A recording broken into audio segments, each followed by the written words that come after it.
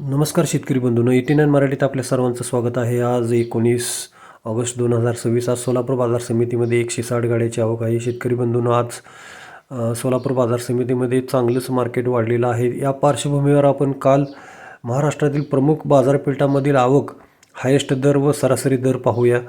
राहुरीला 20,421 quintal इतकी आवक होती. त्या ठिकाणी सर्वाधिक 5,100 रुपये दर होता, तर सरासरी दर हा 2800 रुपये होता. सोलापूरला 14,988 क्विंटल इतकी आवक होती. सर्वाधिक दर कालचा 4,400 होता, तर सरासरी दर हा 2,500 रुपये होता.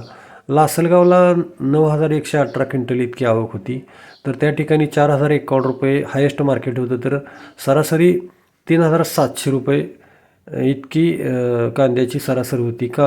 लासलगावला सर्वाधिक सरासरी दर हे चांगले असतात, त्या मानानं सोलापूरला फार कमी असतात. आज सोलापूर बाजार समितीमध्ये 1 नंबर कांदा हा 4,500 ते 5,600 असा हायेस्ट दर भेटलेला आहे, तर 2 नंबर कांदा हा 3,500 ते 4,400 रुपये असा दर 2 नंबर कांद्याला भेटलेला आहे, तर 3 नंबर कांदा 2,000 पासून ते 3,400 रुपयेपर्यंत विकला गेलेला आहे.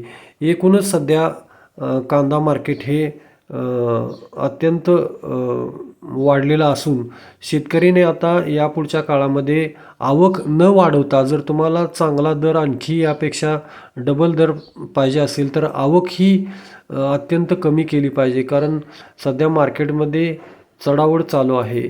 तर या गोष्टीची काळजी घ्या. नमस्कार.